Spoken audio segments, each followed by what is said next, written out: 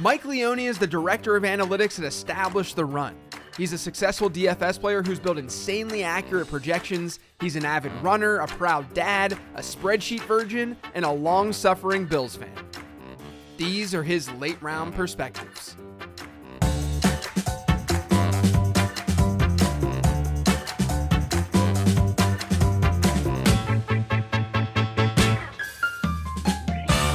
With late-round perspectives, I haven't had a ton of people on yet that there's not a ton of people in the fantasy space in general that I've hung out with a lot. Like you and I have hung out a lot, throughout. Yeah. You were living down here for a little while you left your wife back at home. She was pregnant at the time. Just really, really great job being a husband there.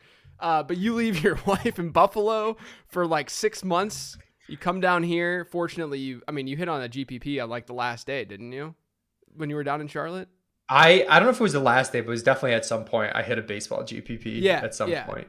Yeah, I remember it was towards the tail end, but there aren't a ton of people just in the space in general that you get the ability to hang out with all the time, because we're all dispersed around not just the country, but the world, right? And so you're probably the first perspectives guest that I've hung out with the most, but you're one of the people that I've hung out with the most, in the space in general. With that being said, I need you to tell the world about our 2v2 golf outing the one time that we had. This is maybe 7 years ago at this point. It's probably a bad sign that when you said I need you to tell the world, I thought of 3 or 4 different things that could have been quite bad for me. I know. There have been many instances where things have gone south while we've been hanging out. But this one went south for you. You want to just let the listeners know what happened? Yeah, we were playing a 2v2 golf scramble. My brother-in-law Jeremy and I versus JJ and I's friend Ricky, who was the best man in my wedding, and came down to the 18th hole, and it was JJ striped the drive, then goes pin seeking. I don't remember how close you were. I don't remember how long the putt was, but I know you made birdie to just we were down by a stroke going into the last hole, and you guys bogeyed, and I solo birdied. And Ricky and I, how long was the putt? I don't even think it was that long. I think you just it was a very lucky hole, but I'm always going to bring that up anytime that I can display that to everyone else. For those of the listeners, because you started in more of the DFS world. Now you kind of do just a little bit of everything, but you started in the DFS world. I think it would be helpful for people to sort of just know your background, how you got involved in fantasy sports in the first place, and sort of how you got involved specifically in projection building. Yeah, absolutely. So I went to college, Canisius College in Buffalo, New York, and I hopped around with my major so much because I had absolutely no idea what I wanted to do. Ended up settling on a math major because, I was kind of good at it and really no other reason. And I eventually just had to choose something and stick with it. But around the time I was graduating, I read, this is so cliche, but I read the book Moneyball that really got me into sports analytics. And I started writing for a fantasy baseball website called Fantistics. That was a really good first experience for me of getting used to descriptive stats versus predictive, and trying to ignore some conventional wisdom and get at the root of real answers. And Drew Dinkmeyer wrote for that site as well. And I messaged him when Draft Street, one of the original DFS sites, was taking off about NBA DFS, because I was fooling around and getting killed, and I knew he knew a lot about the NBA. And then him and I just started going back and forth, trying to make really good lineups. And one of the things we did that just seems insane right now, we would copy and paste the AccuScore projected box scores into an Excel sheet to calculate the projected DFS points from there.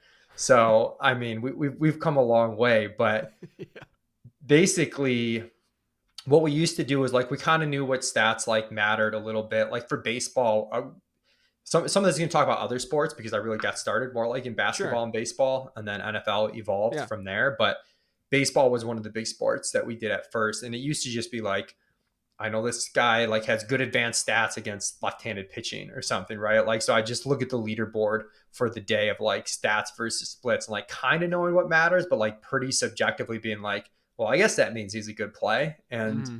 the edges back then were so big that if you were just directionally accurate, that was good enough. But like anything, it became much more competitive. And as it became more competitive, Drew and I kept trying to figure out ways to like, okay, instead of just looking at the stats, can we make our own models? And then, we would make models that weren't like directly projecting things, that were just kind of like weighting different stats. And then it was like, that was good for a while, but now we need to like actually come up with projections. We got to start being more and more precise as things become more and more competitive in the industry. And that's, kind of that need to just stay ahead is how I got into projections. So, what do you think you would be doing then if you didn't kind of go down that route, or was sports in general just like the direction you knew that you wanted to go in, and why you got into math and such in college? No, it was somewhat fortuitous. Like I was always a huge sports fan, like absolute fantasy baseball junkie, fantasy football junkie. Um, Me and a buddy of mine in college came in second in like some really big fantasy like football contests, the CDM salary cap challenge days for anybody who ever played that game. But honestly, just writing for this fantasy baseball site and just kind of like fate having me like connect with Drew and the advent of DFS, like all coming together, it was like really fortuitous. Like I was working as a natural gas scheduler, an energy analyst for like a third party natural gas company. Like, and I absolutely hated it. It was like soul sucking, like one of those jobs where you work like 9 to 5, but you really only have to work 4 hours, but you have to Yeah, be yeah, there all 8. yeah, And yeah. you're like, I'm counting the hours that I'm just wasting of my life right now. So I'm not really sure what would happen. Like I always want to do something with sports in some capacity. And then, like I said, like the cliche reading Moneyball, but being able to see how those intertwined was a big moment for me. And but definitely ran super pure and being able to actually turn it into a career. Yeah, I mean, a lot of people do. I mean, I could say the same thing about myself. I think that it's the opportunity and preparing yourself for those opportunities when they arise obviously can help, but there's definitely a luck factor in anything that anyone does to find success, in life. So The go ahead. Just like one other thing I'd point out too, though, for me, I came at like, especially your listeners are probably like less DFS focused than like some Hmm. of our listeners, but so this may resonate with them a little bit more. But I also came from it from a background of like, I really enjoyed trying to figure out the games and talking with people. And like, it was just such a joy for people to actually read what I'm writing to help them play these games and figure out these games. Yeah. Which to me, a little bit naive in the industry. I know a lot of the more DFS side, like especially people who came from a poker background, are like, "Why are you giving away your edges for free?" Like, Right. and that Right. sort of stuff. And it's a little more cynical, but that was part of it too. Is like I just enjoyed, writing about it and communicating with Yeah. people who were like minded. That's an underrated aspect, I think, to all of this as a tout, as an analyst, is that, some people prefer, I know I do, I prefer the community aspect of things more than just kind of playing myself and doing things myself and kind of just I more power to people who are able to make a living and do what they do playing high stakes and stuff. But to me, and personally, I just feel a lot more out of it and get a lot more out of it by communicating with others, by talking to others, and by really figuring stuff out. There's nothing more, I mean, this is the nerdiest thing that I could possibly say, but there's nothing more like thrilling than discovering something within this space, right? That you're really, really amped about, publishing that article, publishing that podcast, and getting a reaction based on what you discovered and what you researched. I mean, it's honestly, it's a very, very like energizing and thrilling thing to do. That clearly, motivates both of us, but I think it's sort of like an underrated aspect that doesn't get talked about enough with what we do. With projections. So you obviously have found tons and tons of success, not just playing DFS, but building projections out. Now you guys are doing so much stuff at Establish the Run. You're doing stuff beyond just DFS these days too. I mean, you're looking at best ball stuff and you're trying to figure things out on the projections and on that side of things as well. The one thing that I've noticed through the years, because I build projections as well, it's just not as consumer facing as yours are. And we've had so many discussions throughout the years too, with just like how we're building ours out, or like just gut checks through text message to say, does this make sense? That kind of thing. But I think a lot of people, at least this is what I've found, believe that projection building is super, super formulaic to the point where you hit a button and these projections are formed. So I want you to explain to folks sort of what type of subjectivity sort of gets injected into your projection building process. And, I don't know if there's like a true ratio of what's formulaic and what's not, but sort of what the balance is between that objectivity and subjectivity. Yeah, it's definitely a little bit of both. I think for most people, even us, like we have some of the most respected projections in the industry. Honestly, our basic framework is like really simple and Mm-hmm. rudimentary. It's like, let's project how many plays the team's going to run, like the pass run ratio, the target shares, how those get distributed.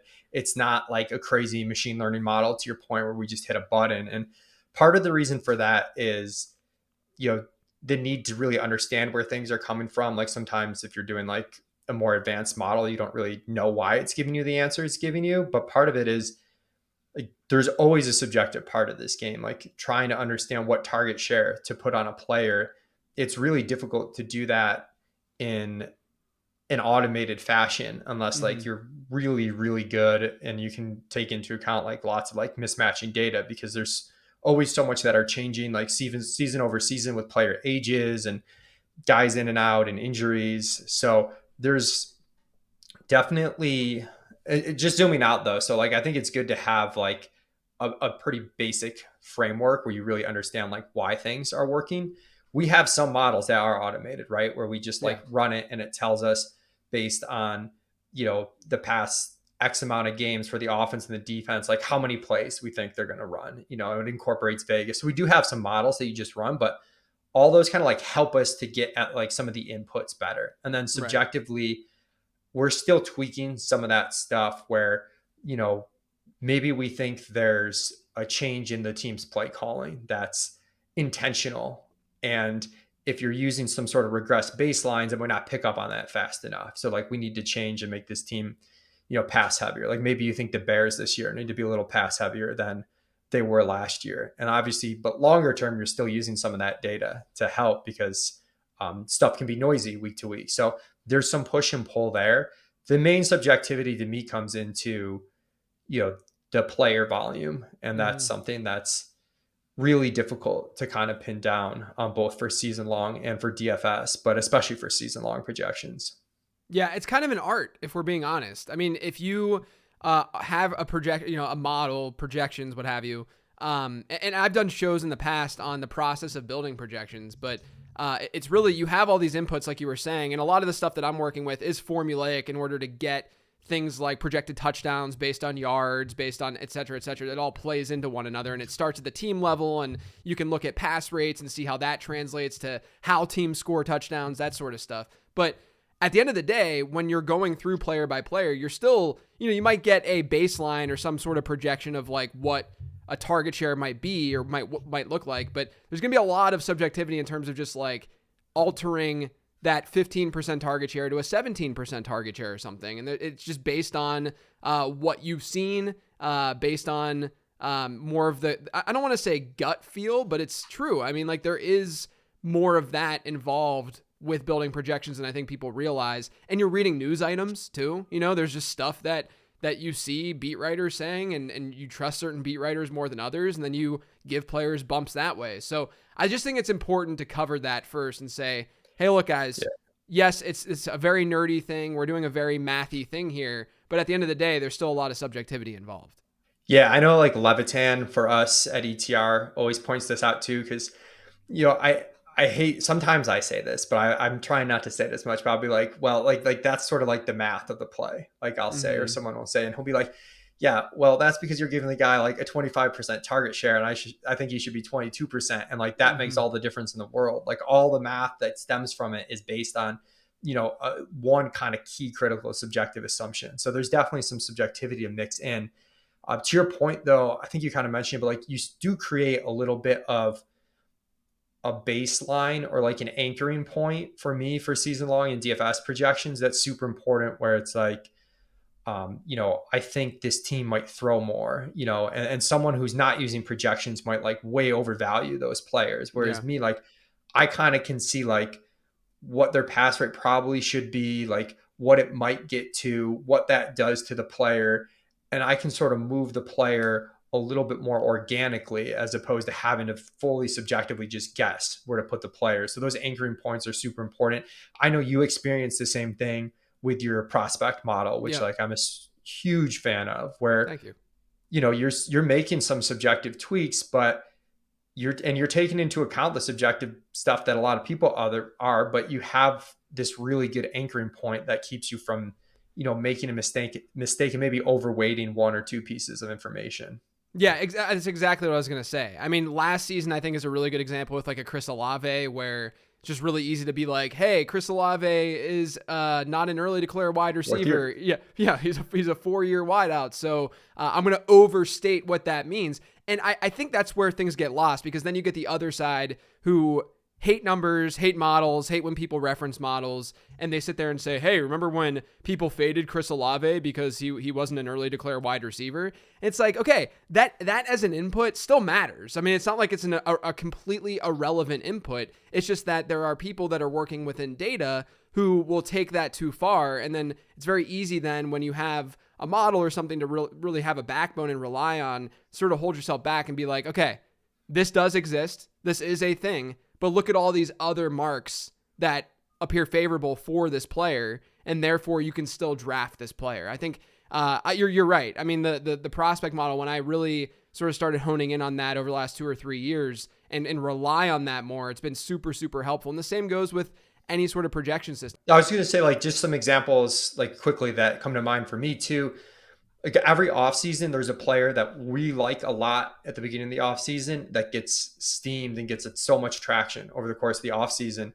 And at a certain point, like if you're not anchored to anything, like you have to make this decision of like, do I continue to chase and stay ahead of ADP, or like what we're trying to do is come up with the best bets possible at the cost. And like, there's obviously like, we're going to be, sometimes whether we're right or wrong, like not to try and sound not accountable, is like less important than the process of like if it's a good bet. So like Kyle Pitts was one last year where we liked him a lot at the beginning of the offseason, and then as he got steamed up, I'm looking at the Atlanta play calling and I'm like this could go bad. Like this bet is like no longer worth it. So that's just an example. And it doesn't always work out favorably in the way of the projections that way, but I think we get more right than wrong by just having that anchoring point. Yeah, but the problem is, though, too, and this is the next question I wanted to ask you, is that do you think there is sort of at times an over-reliance on projections? We're talking about it being a guide, it being a baseline, but obviously we're relying on these projections to some degree, right? But do you think that there then becomes sort of an over-reliance because there are things that these projections, these models won't be able to capture, obviously, and then in turn, it could really screw us if we're relying on them heavily? Yeah, it's a good question. And I'm kind of in the middle of this where I get annoyed sometimes at the criticisms of people relying on projections. And then I also get annoyed at the people who overly rely on projections. So I'm a hypocrite and play it both ways. But the thing you have to be, in some ways, the criticisms are against like bad projections as opposed to good projections. Not that ours are like perfect or anything, but for like season long in particular, for example, one of the most difficult parts is there's a lot of uncertainty what's going to happen the second half of the season. And as a result, people will over rely on and over project sort of the volume that we see on the depth chart day one. And that's definitely an issue. And we kind of take measures to combat that, and to do our best to kind of take into account the player's talent and like what that can translate into the target share over a season. And also like kind of like what impact that would actually have for your team if it is a hit. So there's some ways you can do that, because I feel like some of the criticisms levied against projections and rely on them like are assuming that people are just making like expected fantasy point models as their projections and going with it, like, which is absolutely not the case. Yeah. I know for Philly, for example, last year we weren't as high on them as I would have liked to be, but like we saw, they traded for AJ Brown and we're like dissecting their play calling the year before. And it was like, they came out and they did try to pass. They just got crazy run heavy because they kind of had to. So Mm-hmm. we made like a really big adjustment on their pass rate that you would not have gotten just purely looking at the data. So if you're making good projections, again, you're just trying to sort of like marry the two things. Like you definitely want to use some feel. There's people who are really good at understanding football. That's where I'm lucky to be able to work with Levitan and Evan Silva, and it can kind of take in what they say and make some tweaks. But yeah, if where people get into trouble with projections, I think though, is, if you are overly relying on like, okay, Josh Jacobs is going to have a 70% carry share week 1, like I'm just assuming that's going to happen for the course of the season, and that's where like maybe you can get into trouble. Yeah. I also think from a criticism perspective, because it's good to think about this from like how people sort of view this in the world, because people listening to this might view things a similar way. And I've seen plenty of criticism. Devon Achan's a really good example of what's going on right now, where the assumption out there is that if you are a data heavy analyst who is building projections and models and such, there's no way you were right about Devon Achan, right? And I think a really good example is, if you look at my prospect model, the prospect guide and such, Achan was not like my model liked Zach Charbonnet more than Achan, but I don't think that's that surprising when he had arguably a little bit better profile, he had better size, and he went around earlier than Achan did, right? But Achan still ranked in like the 83rd percentile. Like he was above the 80th mark, which I really look for in running backs and wide receivers. He was still there despite all of these knocks on his size, which is all embedded within that model. And so from my perspective, I looked at it as, okay, Achan, fine enough prospect. I'm not going to be overly excited about this guy if he lands in a mediocre spot, but he lands in Miami, which is the literal place that he could thrive in, that he could be, I didn't project a Chris Johnson career, but like where he could sort of go in that direction from an archetype standpoint. And so I think what's really frustrating is there's this assumption out there that if you are working with projections, if you are working with models, that it's impossible to hit on any sort of outlier, or it's impossible to get these players and be on these players who do the unthinkable, who do the things that we're not capable of measuring in a spreadsheet, if you will. But I think that's wrong because, like we said, we're using these this data and such to find trends to increase our probability of hitting on these guys, and it's not like it's impossible to still hit on those players. Yeah, 100%. I do think sometimes, the argument against projections would be that what really swings your fantasy leagues are the huge outliers, and the projections aren't going to capture the outliers, right? Like that's the criticism we get a lot. And that has some merit to it when you look at like for season long fantasy, the types of players that can swing your leagues. If you look at their preseason projections, they're guys that crush their projections, always.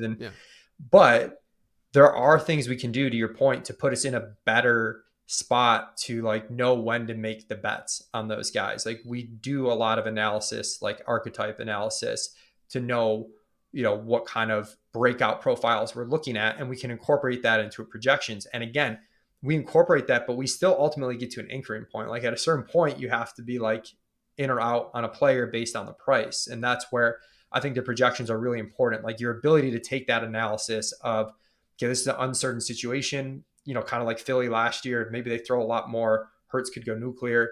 And you sort of see how it works together and how all the numbers fit and like what the ranges of outcomes are. But that's the big thing, is like being able to put a range of outcomes on things too, as opposed to just having, one static number, which is difficult. It's difficult to do, but that's what we're trying to do with our projections, is like we incorporate for season long projections, at least, a ceiling outcome and sort of like the odds of the player hitting the ceiling. So we might have, Jordan Addison, for maybe not Addison's not a good example, but a rookie wide receiver like Rashee Rice, we might have him with a really low target share based on median expectation, but then have, some odds that he breaks out. And if he does break out, then what does the target share look like? Yeah, it's super, super important to look at the range of outcomes. And the thing that I always say to people with the outlier discussion is you're not projecting. Like I didn't project Devon Achan to do what he's done thus far. And each week, from a weekly projection standpoint, you're not saying, oh, he's going to average 17 yards per carry whenever he gets this like 8 carry, 190 yard game or whatever. All I say to people is I just need to like this player a little bit more than the rest of the market.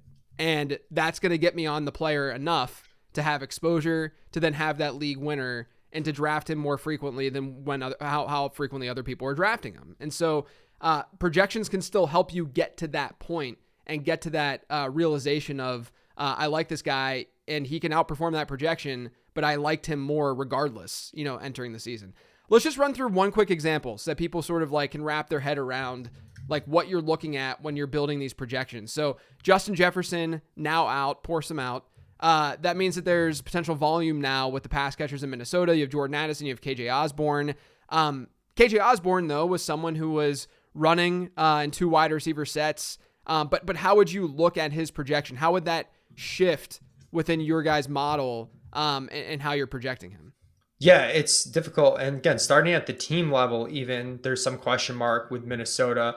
Do they adjust the way that they want to call plays without Justin Jefferson? This is a team that is, positive and pass right over expectation, which means like relative to game script, they're going to throw it more than the average team. And you have to sort of like account for, are they going to continue to do that? I know for us, like we pulled it back a little bit, just trying to capture a little bit of the uncertainty there that, maybe we'll see them play this week and we'll be like, okay, they're going to call plays like normal, but we want to capture some of that range of like, maybe they dial it back without Justin Jefferson. And then when you're trying to assign target shares, these situations are incredibly difficult. Yeah. We try not to we're always very careful of overloading players that might not be that talented with too much volume just because it's there. That's definitely a mistake that you can make. That's easy to fall into. There are some things that can help with that. If you look at like the players' targets per route run and stuff historically, even that can be challenging because KJ Osborne's targets per route run is always going to be low because he's always playing with Justin Jefferson. But if you look at him compared to some of his teammates, though, like Jordan Addison and TJ Hawkinson, you can start to see some differences. So Jordan Addison is actually going to get a much bigger spike in routes run than KJ Osborne, who's already running a ton of routes. So we lean the target share higher on Jordan Addison. Kind of if you're looking at the targets per route run and how the route share is going to change with Jefferson out, it looks like he's probably going to get more targets. We have it like kind of close. I think our initial projections are 21% target share on Addison and 18% on Osborne. Those might be a touch conservative, but hopefully like some of those elements make sense as to like the different things that you're looking at and like levers you can kind of pull to try and figure out how to project. But it's definitely subjective, to your point, to figure out an uncertain situation like this. Yeah, not only that, but you got to know some ball to be able to build these projections, right? Like you have to understand, like someone who's fantastic in the like arguably the gold standard in terms of season-long projections is Mike Clay, who's been doing it for years and years and years. Now he's doing it for ESPN, and Mike knows football just as much, if better than most people out there. And when you know how things change and move, and I know that this is like, I'm not an NBA DFS player, so I could be talking out of my butt right now, but it seems like with NBA, right, that when a player is out, the people who can take advantage of those last second scratches are the ones who just understand inherently basketball and then who steps in and who would get more minutes, et cetera, et cetera. You're doing that in football too, where Jordan Addison has not been running in 2 wide sets. He's only been out there in 11 personnel for the most part. And so now all of a sudden he's going to be out there in 2 wide sets. So like you're saying, his routes run number is going to go up. That means that he's the one who would then benefit more in that situation. Another example of that this week, I talked about this on my sleeper show, but if you look at Houston, assuming that Tank Dell is out, we don't know at this point while we're recording this, but assuming that Tank Dell is out, people are going to naturally go to Robert Woods and say, oh, Robert Woods is going to get this bump. He's going to be someone that I'm going to like a little bit more, which I get it. I mean, that's fine if you want to go the Robert Woods route. But he's already seen 20% plus target shares week in and week out in that offense, and he's running a decent number of routes. The real winner in that scenario is the player who isn't running in 11 personnel and running out there. That's John Mechie. He's the one who's actually seeing the biggest jump and the biggest spike, with Tank Dell being sidelined. And so I think that just understanding the depth chart, understanding how teams are running their offenses also goes a really long way in how to build accurate and good projections, which is another reason why I always find it funny when people criticize the projection building process and the model building process, that people who do them don't know ball. I would argue that the people who are building them, that are good at it, right, are the ones who are adding that nuance and understanding football on a more meaningful level. Yeah, 100%. And like I said, repeating myself, but lucky to work with a bunch of people who do know ball. So it's a good marriage of things for sure. And there's different situations are different, obviously. If you get a situation, let's say T. Higgins was fully healthy and Jamar Chase was missing the game, he might get a really big bump in target share, like, because we know what type of player T. Higgins Right. is, and we're like confident in his skill ability like that. So even though his routes aren't going to increase similar Yes. to KJ Osborne, we feel a lot more comfortable kind of slapping a much higher targets per route run on him than we do someone like KJ Osborne. It's not going to Right. all scale the same for each team. It's pretty Right. dynamic. Yep, absolutely. All right, that's enough with projections. Let's shift our focus to some of the bigger items just going on in fantasy football right now. On the 15 transactions episode this week, this was probably the one transaction that got the most feedback, both positive and negative, but it was just feedback in general. And it was with Saquon Barkley. I had Saquon as a sell candidate this week. Do you think that was stupid? Number one. And then do you think that people would be okay even buying him right now? So obviously, one of the hard things with 15 transactions is I'm saying buy this guy, sell this guy.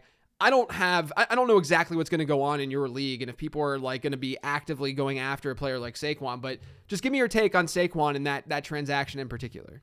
No, I honestly, I'm right in line with you. I think it makes a ton of sense where sometimes the move is to sell low, but like at the point where you can actually get out with something, right? Yeah. So now he's coming back and people feel a little bit better. You sort of want to sell him before he comes back and is bad. Like, this team's a bit of a train wreck right now. They have a quarterback injury. The offensive line is a disaster. They're taking sacks left and right. And, but Saquon still has that name recognition, attached to him that's just going to carry some value. That value is going to go away if he comes back and plays 3 weeks and he's not fully healthy and the offense is Yeah. terrible and he just can't put up big numbers. You're not going to be able to trade him then. So I actually think that's like probably a more nuanced take than people realize in making him a sell. And I think it makes sense. That's good to hear. I think it's a similar situation where I've had plenty of buys and sells where the following week, like let's say that I'm selling a player. Like let's say that I say sell Saquon Barkley and he's fully healthy. And this week he gets Denver, let's say, right? A lot of people would say, why are you doing this right now before he plays Denver? And you're going to get this big spiked week out of this guy. And my response to that, maybe Denver's an extreme example. And for the record, we're recording this before the Thursday night game, but maybe Denver's an extreme example because they've been so bad against literally any offense this year. But they get a good matchup. I say to sell them. The reason why I still think it's okay to sell that player is because you're making the assumption that they're going to have a good game based on matchup. And the issue that you could run into is, like, let's say Saquon had a good matchup this week and he does not perform well in said matchup, then all of a sudden he looks even worse than if he had a bad game in a plus or in a bad matchup, right? So you have to at least understand that, like, yeah, we're projecting and we're saying this is the way we think things are going to go, but you can't make the assumption that things are naturally just going to, like, a guy's going to blow up against the Bears because the Bears defense sucks. There's still a chance that he loses value in that situation. And there's also a chance that your league mates understand that he's facing that kind of defense too. And so they're not going to really buy into that performance in the first place. So just getting out, as early as you can is sometimes the move. Another offense right now that is struggling. So we talked about the Giants a little bit with Saquon. Another offense that's, I don't want to say struggling, but at least playing probably below expectation, kind of a disappointment. I've been getting a lot of questions about them too, is Jacksonville. What's your take on Jacksonville? And do you think that there's any reason to believe that offense can sort of turn things around? I'm still pretty into Jacksonville. I was a little disappointed with some of the play calling out of the gate, where, especially in that game against Indy, as a big Christian Kirk fan, where they didn't play, much of 3 wide receiver sets and they ran the ball a little bit more than I expected. That was frustrating, but most of the advanced metrics stuff that I've looked at seems to indicate that Trevor Lawrence is playing pretty well. Their pass rate over expectation the last couple of weeks has been positive. It really just seemed like the 2 games against opponents that they felt like going in were inferior in Houston and the Colts, that they maybe had like a more specific game plan to run a bit more. So I do have optimism. The pace stuff is also really good. Like they're running a ton of plays per game. So I still feel pretty good about Jacksonville. I think there's going to be some pretty good touchdown regression for Lawrence in particular moving forward. So I'm on them. I do worry about Ridley a little bit long term, but I'm mostly pro Jacksonville. I would stick it out if you've got some Jags, especially Lawrence. Is the concern with Ridley just target share driven and the fact that like they're still giving Zay Jones decent looks when he's been active, and Christian Kirk, especially Christian Kirk versus man defenses, he's been just destroying. That played a little bit of a role back in week 1 when Calvin Ridley went off. But is that part of the reason why there's some hesitation with Ridley? Yeah, I thought the targets per out run would be a little bit better. And then, we talk about how this stuff's difficult and there's some feel element to it, but I do just wonder, the ability to hold up over a full season, at, 100. I'm not saying he's going to get hurt and not play, Sure. but just, he came out that first game and like, I did expect him to come out and start really hot, but it's also a guy that didn't play for like 1 to 2 years. And you just wonder, he's not in decline by any means, but he's in his upper 20s. And you just Yeah. wonder, if he's able to maintain like that level of play that we saw week 1 when he was just like rolling over people energy wise, if that's going to last the whole year. Yeah. I found that Zay Jones, I know that he's banged up right now, but I found that Zay Jones is just incredibly undervalued by the market in general. I don't know if that's translated to like the DFS world or what have you, but I at least from the season long perspective and probably Dynasty too, I like those number 3 wideouts who at least can be flex options and decent plays here and there, who then have that contingent upside of multiple outs with an injury, right? So the reason why I'm holding on to Jackson Smith and Jigba still, if I'm being honest with you, is that, I don't know if the projection is going to look that great, but, as it stands right now, but having multiple outs, multiple injury outs, is kind of underrated whenever a lot of other, number 2 wideouts need just one specific player to get hurt in order to see that true bump. Yeah, I think one of my blind spots too that I've discovered the last couple of years in for season long in particular is receivers like Zay Jones, who I know they helped the Go Bills team win the FFPC main event. It's like I kind of have this binary reaction in season long where like after I get past a certain point, I'm like upside only, right? Like, and I kind of like filter out too many receivers that like, Same. okay, maybe they don't have massive upside, but they have like better upside than you think. And there's also more outcomes than you realize where like you might just need to start them and have them be decent. So I've definitely been burned like just, having blinders on with players like Zay. Yeah, no, me too. Another example of that this year for me was Jacoby Myers. I have some, like I drafted him a little bit, but I didn't get enough of Myers, not thinking enough about, he's always been a really solid player.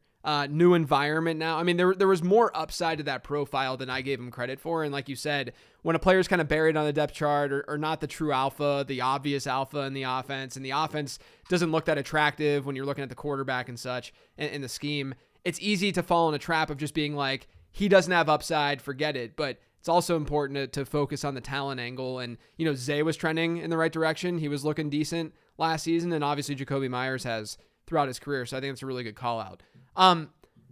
A player right now who's been very, very big in the fantasy space clearly is Cooper Kupp. So I have a hard time understanding what's going to happen with Kupp rest of season. And I get questions about Kupp literally, every hour it feels like. And so we saw him come back this past week. He ended up having a pretty solid game. I know a lot of his production ended up coming on that first drive, but he still had a really, really solid game, really, really solid target share. Are you worried about this lasting? Number one. And, kind of as an aside, is there a part of you that thinks that maybe we won't see the Cooper Kupp of old, just given the way that this offense is situated right now and how well Puka Nakua's played and even Tutu Atwell's played? Like, is there a part of you that thinks, we're going to see a wide receiver 1, but maybe not this like top 3 wide receiver in fantasy? Yeah, I mean, I feel pretty good about Kupp overall. Like I was pretty nervous coming into things. And again, like it's nuanced. I just said I'm worried about Ridley fading over the course of the season. It's perfectly reasonable to worry about Kupp fading given the injury, but was just really impressed with that performance. And when you look at what he's been able to do the last couple of years, when he's healthy and Matthew Stafford's healthy, there's like not really anyone who can compete with Cooper Kupp. So even if he takes some step back with Puka Nakua, I think there's enough there for both of them that the targets per out run could be something that rivals like what we're seeing in Las Vegas with the Raiders with Jacoby Myers and Devontae Adams, except you have a more talented quarterback and an offense that's way more up tempo. And Yeah. I think that's huge. I know Pat Thorman in his snaps and pace article this week for us over at Established to Run had some notes on the Rams, but they've definitely like increased their no huddle rates the past few weeks. And there's some really good signs for them that they've been, snapping the ball a little bit quicker, just playing more up tempo. And ultimately, like, I don't know, this is a team that at the running back position too can really just pound the rock. So I think there might be some more systemic play calling things for the Rams that help to offset that, Puka's there basically. Yeah. No, I think that's all valid. I definitely think that you should bake in the fact that he's coming off of this injury and it was really, really ominous and it was just kind of rough. I think that needs to be baked into his. So if you want like a Stephon Diggs ahead of Cooper Kupp rest of season, I think that's more than reasonable. Just based on that For sure. inherent risk. But it was wild to me because every week I do my rest of season rankings for patrons. And, I'm doing my rest of season rankings. And then once I'm done with my rankings, I like to compare them to Fantasy Pros their expert rest of season rankings. And I was kind of shocked by how low Cooper Kupp was. I think I had him at like wide receiver 6, wide receiver 7 or something like that. So I had him maybe in that tier, maybe the tier below like the Diggs tier. But he was even lower, like significantly lower with the experts out there. And to me, maybe it's just the way that I approach fantasy and just wanting that upside. But I was still baking in the injury. Like that's the reason why he's not in that tier, Right. is the injury side of things. He's wide receiver 6 for us, just behind Yeah. the Diggs tier. So very similar. And that's like the opposite side of the Saquon conversation, right? Like sometimes you got to buy high early if you Yes. think you need to. And if Cup does what he did last week again, the window's gone. And like playing Yes. Dynasty sort of helps you foresee these range of outcomes on like the trade value of a player and the direction it can go with just one or two bad performances. And yeah, I think Cup's values probably doesn't change a ton if he has like an okay game. But if he has a really good game, like the window's shut for trading for Yeah, him. yeah. I mean, I think the only thing that really derails his season to being not a wide receiver 1, I'll just say top 10 wide receiver. The only thing that really, to me, that would derail that is if the injury is bigger and it happens again, which understandably is very, very possible. A lot of Twitter doctors are not optimistic about what can happen rest of season with Kupp. He's obviously on the older side. He entered the league as like a 24-year-old prospect, and so he's on the older side. And so, that doesn't help things either when you're dealing with, hamstrings and these soft tissue stuff. So there is some concern there, but, that aside, I don't see how he's not, a locked in top 10 guy rest of season, even with Puka Nacua playing as well as he is. And so I was just a little bit surprised that he was more of like, I think he was like a high end 2 or something like that, like with those rest of season. And he's just, he can single-handedly win weeks for you. All right, let's move on to a guy that I talked about already and mentioned him very briefly, Jackson Smith-Njigba.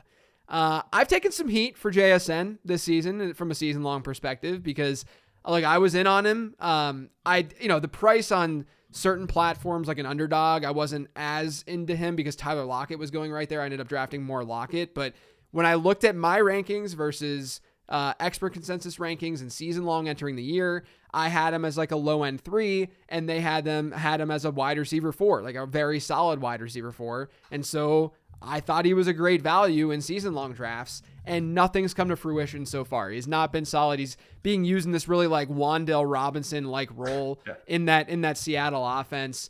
How are you handling JSN? I mean, you can give me a dynasty take too if you want in there, but if you had him in season long, are you holding on? Are you expecting something different out of the Seahawks bye? What are you doing? Yeah. I mean, it's definitely sad that we're having this conversation of like, are you even holding on to him at this Yeah, point I in the know. season? And honestly, that answer I think changes a ton based on league and format. Like if I'm in one of these high stakes leagues with like big grand prizes and 10-person bench, like there's, no way in hell that I'm dropping him or really anyone is. But Yeah. maybe in your local league, like just for an example, if you're in a 12-team league with a 6-person bench, I'm probably holding him in most formats. I guess like if you, I, I'd have a hard time dropping him. I really want to see what happens the next several weeks. You know, this is where again the projections versus like projectable volume versus sort of like the long view of a player kind of butt heads, and it's hard and you feel stupid sort of one way or the other sometimes. Like if he breaks Yeah. out in a huge way, you kind of feel dumb for like being worried about him being wide receiver 3 on a team that doesn't run 3 wide receiver sets a ton, and vice versa. When he stinks, you kind of feel silly for like liking this guy who like clearly wasn't going to play a ton. But I do think zooming out, given what type of prospect he was, given also that, you know, he did have that wrist injury at the end of the Yeah. offseason. So I don't want to blame that, but I don't want to totally dismiss it as part of the reason for a slow start. And then weeks 3 and 4, when it felt like he was ramping up a bit more, they had pretty easy wins against Carolina and the Giants. And, you know, especially in his current role right now, that's not going to be game environments that he's going to play a lot. I think like this could be a really good week for him out of the bye versus Cincinnati, where hopefully he's healthy. Hopefully they use him a little bit more. And just the nature of the game environment is helpful. You also alluded to JJ, the contingent value. You know, these Yeah. guys that like he could on pure talent break out and be really important rest of the season, regardless of what happens to Metcalf or Lockett. But he's also got, you know, 2 guys in front of him that could go down that would force him to be an every down wide receiver. So I'm disappointed. I wouldn't say like I'm like super optimistic, but I'm definitely holding on to JSN. Yeah, that's exactly where I'm at. And people are going to hate that response because they want action, or they look at the projection and they say, oh, he's going to only see at most a 15% target share, and it's going to be on like a 3 average depth of target the way that they've been using him. And I understand all of that frustration, and it's going to sound like I'm just like doubling down on a bad take when I say that you should be holding on to JSN, but we've seen so many times historically where, especially rookie wide receivers, they break out in the second half of seasons. It happens all the time. I mean, hopefully we see it out of Marvin Mims, especially if Jerry Jeudy ends up getting traded. There's tons of rookies out there that were waiting for sort of that moment for them to get more routes, be on the field more. And we see it every single year, these guys seeing much better point per game outputs during the second half of the season versus the first. I think 5 weeks is too early and too quick to get rid of a guy like JSN. Would we have preferred him being at least a flex option so far? Of course we want that. But, I think that if we're just being realistic about this situation, there's enough outs and the talent is there, and everything pointed to him being a very, very good player, that I just don't think that right now is the time to just let him go. All right, Leone, one more question before I let you go. Do you have any favorite buy lows right now? Who's your guy that you're going after? Yeah, I've got a couple guys. Interested in your take on both of them, honestly. But Tony Pollard, I think they've had some weird games, Yeah. and he's underperformed. I'm a little worried about, maybe I totally glossed over the injury he had last year, because some of the advanced rushing stuff on him and the PFF grade for him, I know isn't that good, but ultimately just given what we've seen him be able to do and the types of opportunities he's receiving, um, I'm really in on that, where that could just pay huge dividends for you over the course of the season. And then also, I talk about doubling down on takes JJ. I think I'd take someone like Jalen Waddle over DJ Moore rest of the season. I think Oh yeah. the Waddle stuff is, it's been a tough start for him, but that offense is just so elite. He's a really talented playmaker that I think he's still going to have some really big spike weeks. And then, of course, if anything happened to Tyreek, you'd be talking a guy that's like a top 10 wide receiver immediately because of the way they have to target him. Yeah, maybe even top 5, honestly, if something like that were to happen. Yeah, I like both of those a lot. The Pollard thing, and I think in general, I know that it's been 5 weeks, and it's easy to think that we have these like locked in trends. This is the way that everything's going to go for the rest of the season.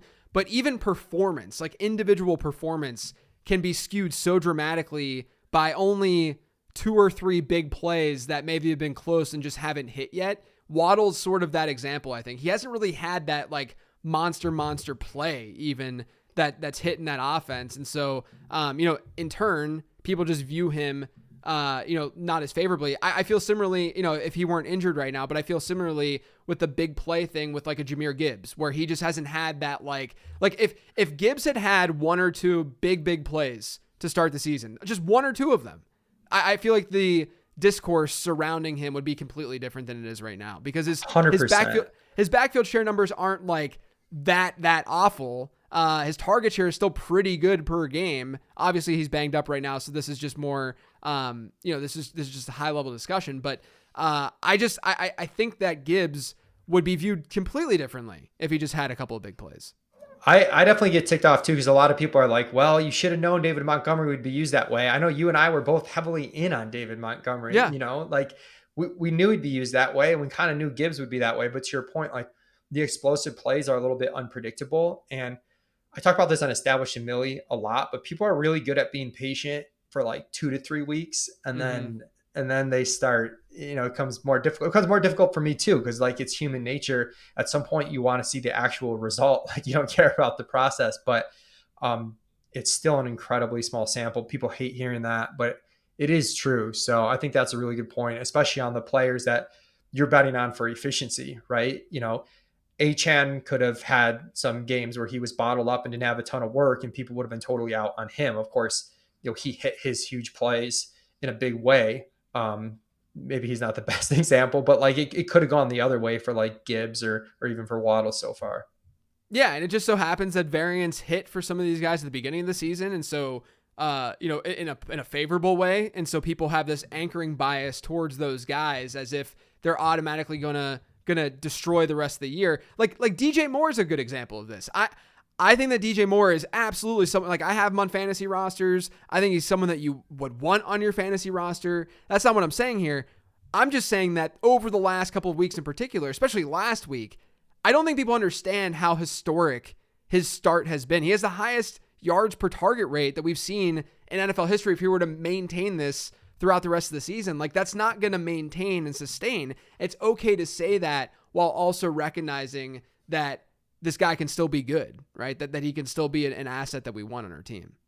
Yeah, that's really well put. Like just because you're going to get regression doesn't mean the player's a bad player. And DJ Moore has been a tough one for me, because I definitely wasn't in on him in the offseason after being in on him for 3 straight seasons. And I know there's like several other people out there that feel that way with me. And people are like, well, didn't you know when he played with a good quarterback that he would be good? And it's like, It's hard for me because he's probably not like a top 5 to 10 wide receiver in the NFL. Like he's probably like top 10 to 15. So it's not like this was AJ Brown or something. Right. And also with the good quarterback stuff, like to your point about his efficiency, if you look at Fields' efficiency to everyone else versus DJ Moore, like it's really wide. So even if you think Moore is good and Fields is good, that gap is like somewhat unexplainable. So we'll see what happens. And there are times too where we do see guys that have these really strong, efficient starts. They obviously will regress efficiency wise, but they'll also make up for it volume wise, where maybe, Chicago feels a little bit better leaning into the pass. Maybe, DJ Moore's target share is like 27 to 30% rest of the season rather than like 22%. And he can make up for some of that regression. Yeah, for me, I was out on him until about July when I started doing that RPO research. And then I'm like, okay, maybe they're going to target him at a really high rate. But my process, and so I drafted DJ Moore in a decent number of places, but my process was wrong. My process was not correct. His target share has not even been that high, all things considered. Like it's not nearly as high as what we thought he needed in order to hit a high-end outcome in this offense, right? Like he's still sort of in like a low-end wide receiver one, like across the league wide receiver one in real NFL target share. It's not like a high 20% range target share, and he's doing what he's doing. And I think that's important to recognize, is that like I ended up getting him and the result looked okay, but my process was not correct. They're not even running them any RPOs in that offense. Yeah, it's funny. I tweeted about this the other day, but our preseason expectations, we had DJ Moore at 6.3 targets per game and Justin Fields at a 61.8% completion rate. Moore is at 6.8 targets per game. So half a target per game more. Fields is literally to the decimal at the completion rate that we projected. And it just none of it's mattered because DJ Moore, kudos to him, has just been that Yeah. amazing. Yeah, absolutely. Leone, man, it was great to talk to you. Great to have you on. Why don't you let everyone know where they can find you? Yeah, first off, thanks so much for having me. Always Yeah, man. appreciate chatting with you. But you can find me at Two Hats One Mic on Twitter, and also all my work over at Establish the Run. Definitely in the DFS streets in season here quite a bit. Drew Dinkmeyer and I do a show on Establish a Million for Establish the Run each Saturday morning, kind of breaking down GPPs on DraftKings and FanDuel. So if you're into that, make sure you check us out. Awesome. Can't wait to see you when you're here in Charlotte for the marathon relay.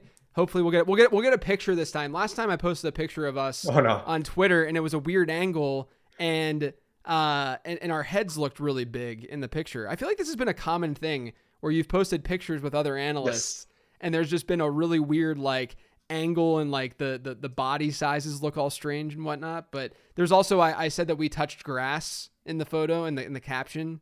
But it was actually fake grass that we fake grass, artificial grass. Yeah. But yeah, no, I need redemption on the photo front because if I get 3 weird angle photos in a row, I don't know if I can keep using that. Yeah. We'll change things up this time. As always, you can follow me on Twitter at LateRoundQB. All my stuff over on LateRound.com. As always, thanks for tuning in.